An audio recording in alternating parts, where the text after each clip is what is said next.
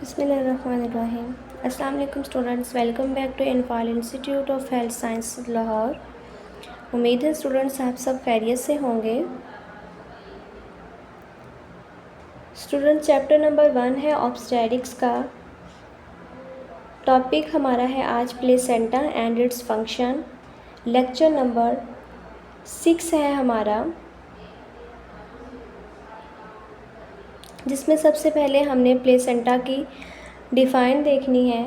कह रहा है कि प्लेसेंटा स्ट्रक्चर डिवेल्प्ड इन अ प्रेग्नेंट यूट्रस, यानी जब प्रेगनेंसी स्टार्ट हो जाती है तो प्रेग्नेंट यूट्रस में जो है वो प्लेसेंटा की डेवलपमेंट स्टार्ट हो जाती है, through which the foetus drives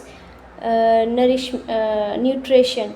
यानी इसका क्या काम होता है कि ये फीटस को फैसिलिटेट कर रहा होता है, जिसमें हमने नेक्स्ट इसके फंक्शन जब करने हैं ना, तो उसमें आपको पता चलेगा कि ये कौन कौन सी चीज़ें जो है ना वो फीटस को प्रोवाइड कर रहा होता है।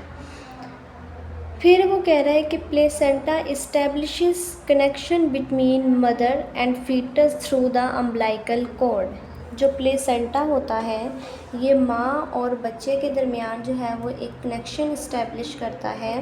किसके थ्रू करता है? वो अम्बिलिकल कॉर्ड है, इसे हम अम्बिलिकल कॉर्ड बोलते हैं, जिसे लोग जो है ना वो आम ज़बान में नाड़ू भी बोलते हैं। और प्लेसेंटा जो है ये एक टेम्परेरी ऑर्गन होता है, यानी बेबी जब तक यूट्रस के अंदर होता है ये उसको फैसिलिटेट कर रहा होता है हर तरह से, न्यूट्रिशन के लिहाज से, हार्मोनल चेंजेस जो भी हो रही होती हैं, और जो भी इसने एक्सक्रीटा वगैरह जो है वो अपना एलिमिनेट करना होता है उसके थ्रू। यानी ओवरऑल जो है ना इवन के ऑक्सीजनेशन का जो काम है वो भी इसी प्लेसेंटा के थ्रू ही हो रहा होता है। और अगर यही प्लेसेंटा जो है वो ड्यूरिंग प्रेगनेंसी किसी वो कॉम्प्लिकेशन के बायस जो है वो ख़राब हो जाए, कोई मसला मसाइल बन जाए, या किसी पेशेंट का एक्सीडेंट वगैरह हो जाए, कोई ट्रॉमा हो जाए यूट्रस को, तो रप्चर हो जाए या मेम्ब्रेन रप्चर हो जाए या प्लेसेंटा जो है वो फट जाए, रप्चर हो जाए, तो इसका जो है ना वो आगे जाके बहुत मसला बनता होता है। और जैसे ही प्लेसेंटा को कोई भी मसला बनता है तो फ़ौरन से जो है वो पेशेंट को ब्लीडिंग स्टार्ट हो जाती होती है। तो प्लेसेंटा जो है वो एक टेम्परेरी ऑर्गन भी है, और इसके साथ जो है ना वो ये बहुत हसास किस्म का ऑर्गन होता है। लाइक जैसे आपने वो बड़े गोश्त की अगर हम कलेजी की बात करें, ये पिक्चर आपको एक आगे नज़र आ रही होगी। ये देखें ये किस तरह से जो है ना वो इसके अंदर वेन्स हैं, ब्लड वेसल्स हैं, और इसका जो शक्ल है वो बिल्कुल एक जैसे वो हम कलेजी जो होती है ना बड़े गोश्त की, जिस तरह की कलेजी होती है, इसकी शक्ल जो है वो उस मानद होती है। और बिल्कुल बहुत सॉफ्ट सा लेयर्स इसके ऊपर होती हैं, और सॉफ्ट सा टची सा ये इसका जो है वो स्ट्रक्चर होता है। ओवरऑल जो है ना ये बेबी को काफ़ी हद तक जो है ना वो फैसिलिटेट कर रहा होता है। नेक्स्ट इसके फंक्शन देखें तो टॉप पे उसने जो फर्स्ट फंक्शन बताया है वो उसने बताया है कि transfer of nutrients and oxygen. Most important question है ये पेपर में, जो है वो इसकी डिफ़ाइन भी बहुत ज़्यादा आती है, और इसके साथ जो है वो इसके जो फंक्शंस हैं ये बहुत ज़्यादा पूछे जाते हैं। तो सबसे पहले उसने बताया कि ये क्या करता है कि transfer of nutrients and oxygen, यानी कि एक तो ये बच्चे को जो है वो खुराक वगैरह सारी मुहैया कर रहा होता है।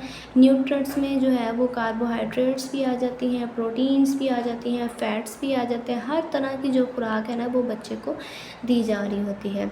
नेक्स्ट ये क्या करता है कि ऑक्सीजन फ्रॉम प्लेसेंटा, यानी मैंने फर्स्टली आपको ये चीज़ बताई थी कि ये क्या काम करता होता है कि ऑक्सीजनेशन का जो सारा काम होता है बेबी का वो भी इसी सिस्टम के थ्रू जो है ना वो हो रहा होता है। अब देखिए सांस लेने का अमल जो है वही प्लेसेंटा के थ्रू हो रहा है, तो अगर प्लेसेंटा को रप्चर हो जाता है या कोई मसला बन जाता है तो ये बहुत बड़ी कॉम्प्लिकेशन होती है, और बेबी का जो है ना वो इस सूरत में बचना बहुत मुश्किल हो जाता है। इवन के माँ के लिए भी ये कंडीशन बहुत ही डेंजर होती है। फिर वो कह रहा है कि एक्सक्रीशन, यानी इसके जो भी वेस्ट प्रोडक्ट वगैरह होंगे तो वो भी जो है वो एलिमिनेट करता है। मटरनल एंड इन प्लेसेंटा में, ठीक है। फिर वो आगे माँ से जो है ना वो बाहर पास आउट हो जाते हैं, एलिमिनेट हो जाते हैं।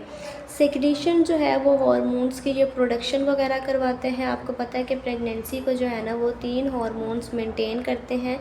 एचसीजी जिसको हम ह्यूमन क्रोनिक गोनाडोट्रोफिन हार्मोन बोलते हैं, प्रोजेस्टेरोन और एस्ट्रोजन, ठीक है। ये ऐसे हार्मोन्स हैं जो कि प्लेसेंटा इनको प्रोड्यूस कर रहा होता है और इनकी क्वांटिटी को मेंटेन भी रखता है।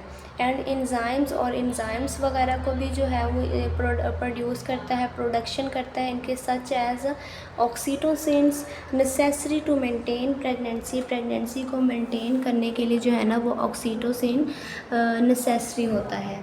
नेक्स्ट उसने कहा है कि ये एक बैरियर का काम कर रहा होता है। स्टूडेंट्स, बैरियर का ये इस तरह से काम कर रहा होता है कि act as protective barrier to foetus against noxious agent, यानी कि अगर मदर जो है वो कोई इस तरह की जहरीली मेडिसिन ले लेती है, कोई टॉक्सिक ड्रग वगैरह ले लेती है, अल्कोहल वगैरह ले लेती है, या कोई ऐसी नशावर अदवायात वगैरह लेती हैं, या ऐसे अनफॉर्चुनेटली जो है वो उसने सडनली उसको नहीं पता चला, किसी ने दे दी या उसने ले ली, तो ये प्लेसेंटा जो है वो ये क्या काम करता है, बैरियर का काम करता है। यानी बेबी तक जो है ना वो इस टॉक्सिक ड्रग के सिम्टम्स, इस टॉक्सिक ड्रग का जो है ना वो असर नहीं होने देता। इस तरह से ये बेबी के लिए एक बैरियर का काम कर रहा होता है।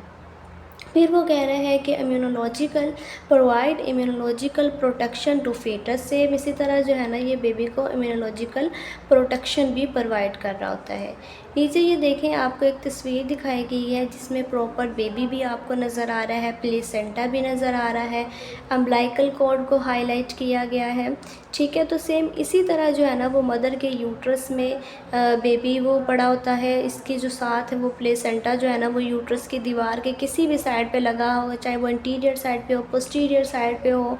बेबी का हेड जो है वो या तो वो वर्टेक्स पे होगा, या वो ब्रीच पे होगा, या ट्रांसेप पे होगा, ठीक है। और ये एक रस्सी नुमा आपको चीज़ नज़र आ रही होगी, इसे हम एम्बिलिकल कॉर्ड बोलते हैं, ठीक है।